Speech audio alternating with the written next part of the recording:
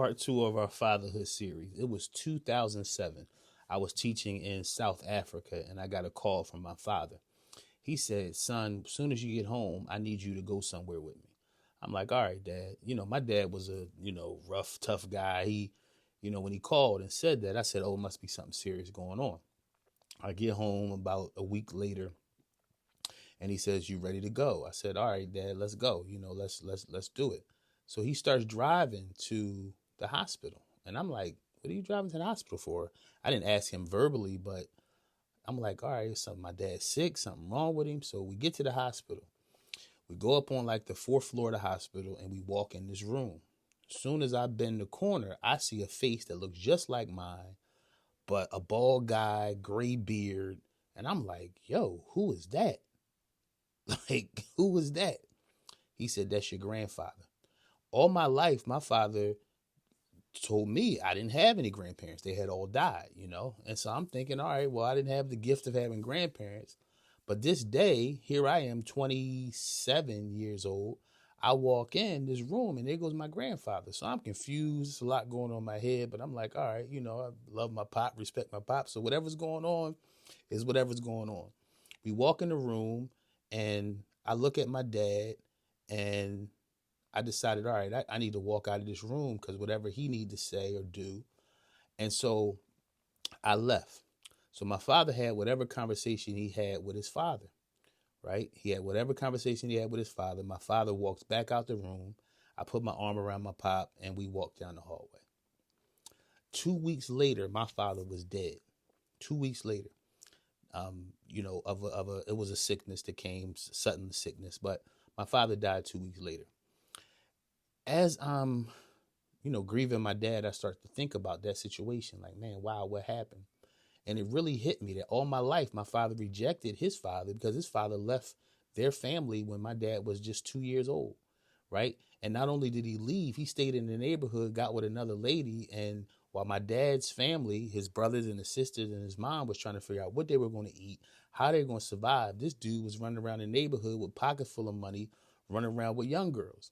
And so, I'm like, wow. So it was a deep, deep wound in my dad to just, get to the point where he never would acknowledge that his father ever existed. And so, and nonetheless, invite him to know me or my sister, like, no way. So I remember, my mom saying to my dad later on, "You really need to go forgive your father." And I'm thinking, all right, well, Dad said Grandpa dead. Are they talking about going to the burial grounds? I'm still thinking my grandfather was dead. Come to find out, my mom the whole time saw a wound in my dad and was trying to get him, hey, go deal with that so you can be free. That changed my life that day. It really changed my life. See, most of men walking around now, we walk around with wounds, either from an absent father, an emotionally unavailable father, an abusive father. And whether you had a dad or whether he was there, whether he was not there, no matter how he was, even in the house, because guys can be present and not present all at the same time. So, there's a lot of father wounds that go on. Whatever kind of pain it is, man, that pain is real and it affects your entire life. Most of all, it affects what kind of father you are. It also affects what kind of mate you are to your wife, right? So these things are real important that we really take a look at, how these things affect us. This episode I want to talk about today is about healing that wound, healing that wound so it doesn't get passed on to your children. And ultimately, you don't have to carry a wound that affects you forever. I think the first thing that we got to do, man, as men, is you got to acknowledge the pain. It's easy to say, "Oh man, it don't matter," but it does. It does matter. It does matter what happened to you because it affects you every day, right? Even though you go to work, you strap your boots on, you take care of your family inwardly, it affects you every day. And that's the thing that we got to deal with. That's the thing that we got to address, because if you don't address it, it lives within you. And not only does it live within your heart or your emotions, as men, we carry stuff so deeply that it will go in our lives, man, and we'll carry it right here down in our gut to the point where it can make you even physically sick. See, we can't suppress that stuff. And many of us either suppress it, we were taught to suppress it. But those father wounds, man, they got to heal. And the only way to heal them is to recognize they're even there. That pain is to say, you look, forget him. I don't never want to deal with him. Even if he was bad to your mom, you definitely want to. But either way, that was your dad. And I'm not saying you gotta wrap him up in love and all that. But what I'm saying is you have to acknowledge the father wound that's in you. Because understand this, forgiveness is not about that person, right? It's good to forgive so you can rebuild a relationship if that's possible. But at the same time, the father wound and this forgiveness is really about you being free to be the kind of man you want to be, or like I often say, the man of your own dreams. So you got to understand the biggest thing, man, is understanding how that thing has shaped you and is shaping you, right? Mostly our fears as men, our doubts, right? Our habits are often rooted in our father's influence. What you saying to us, Christian? I'm saying that there's things about us all, things we don't even understand of how we operate, how we go about things that come directly from our fathers.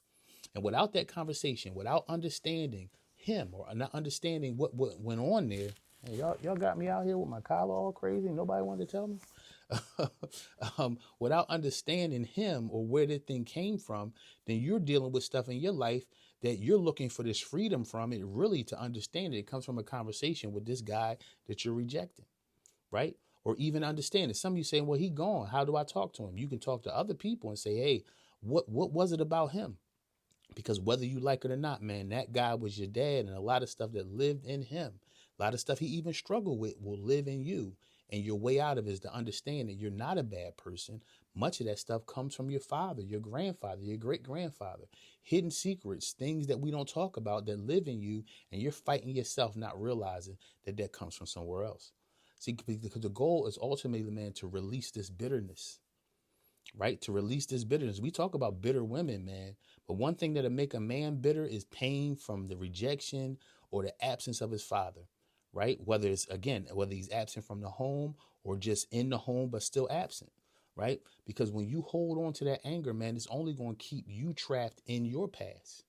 It's going to keep you trapped in the past. It's going to keep you trapped to the stories and the things that he did or the things he didn't do. It's going to keep you constantly trapped there. And so I don't want you to be trapped, man. Your family don't need you to be trapped. Your lady don't need you to be trapped, because these things ultimately haunt you, right? They haunt you. They haunt your mind. They even haunt parts of you that's saying, look, I want to be a better man. I want to be a stronger man. It haunts sides of you that's thinking, look, I'm not worthy of that, or I can't be that. No, bro, you're worthy of that, and you can absolutely be it, right? So this is the thing you got to do. A lot of times you got to become the man you needed. You got to become the man you needed. Even though my father was there, I mean, that was my guy. He was right there. There were some things that I remember him being real harsh or him being real hard. As a grown man, I understand where that came from, but it still hurt me as a child. I was able to forgive those things because, again, you grow up, you start realizing that these parents you thought were perfect ain't so perfect. They were humans, right? It's just like your kid sees your teacher and sees their teacher in Walmart, and it's like, oh my God, Miss Jackson. They don't believe this person's a real human being. And growing up, you don't believe that sometimes your parents are real human beings. They got real issues and trouble till you grow up and realize, hey, I know what it's like to not have the patience that I always wanted or needed, right? So instead of resenting them, instead of resenting the past, you start to build a future where you become the father that you didn't have. You show the love that you didn't get to your children. You show the care, the concern. You become what you didn't have. You become what you needed. And it's all about rebuilding self-worth. That's the thing, is self-worth, rebuilding your kids' worth. That's what it's all about, man. It's a big word that I don't think we talk a lot enough about: redemption. Redemption. See, a father wound, what it happens is many times in boys, it leads us as men even to hold on to insecurities, right? Insecurities in relationship, insecurity to say, do I know who I am? Am I proud of who I am? Right? Am I the man I want to be? Because that's where fathers step in. They step in with that security. They remind you of who you are and what you can have. If you don't have that, that leads you where you're always lost, wondering whether you're good enough. See, but it's about recognizing your value, bro. And it isn't based on his approval. It isn't based on nobody else's approval. It's based on you. It's based on you. But for now, for your kid, you can say, let me give you this approval. I didn't get it. You need it. That hug. It don't take much from us as fathers. right? That hug, that, hey, man, hang in there. You got it. You know how smart you are. You know how wonderful you are. Come here, little baby girl. Give her a hug. You know you're the most beautiful girl in the world. Same thing with your son. Kiss that boy in the forehead, man. You know you a giant. These type of things lift them up. They go to school with another swagger. They go on to high school and college with another swagger because they know no matter who else rejects me or don't got my back, my father has my back, right? So it's about that restructuring of worth, right? And also, man, when it comes to forgiving, a lot of people say, well, should I forget? Sometimes forgiving don't always come with forgetting, right? But what you don't need to excuse your father's failures, but you need to release the burden. I know y'all ladies in the podcast too. I know y'all ladies out there too, but hear me. You don't need to excuse the burden of the failure of your father, but you need to release yourself from the burden that your father gave you. You got to, man, in order for you to have the life you want to have. So ultimately, the goal is to create new legacy for yourself, for your family, for your children. So you got the power to stop these generational cycles, right? You have that authority. The buck stops with you. You can set your family on a whole nother path. You can set them on a whole nother path. Why? Because again, the buck stops with you. You don't have to continue the cycle, right? Because you become the father you wish you had, and then you turn your children into the fathers and mothers that they're going to be for the next generation. It's up to you, bro. That's how strong you are. Make the turn. Make the turn. You don't got to stay on the same path as your great grandfathers and grandfathers. You can make that turn. And it's not to say we all had a bad situation, right? But there are also things that we saw, even in good dads and good grandfathers and good great grandfathers. There's still things that we don't need to carry into the next.